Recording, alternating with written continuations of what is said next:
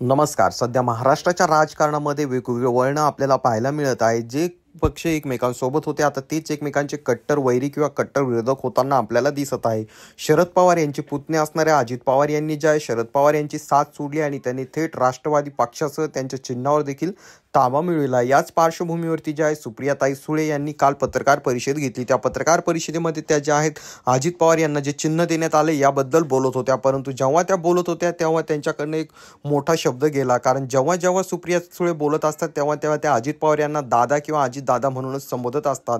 परंतु कालच्या सभेमध्ये त्यांनी थेट अजित पवार यांना थेट अजित म्हणूनच संबोधला आणि त्याचसोबत त्यांनी थेट सांगितलं की अजित पवार तुला मी सोडणार नाही, कारण आमचा जो अधिकार आहे तो हिरावून घेतलास.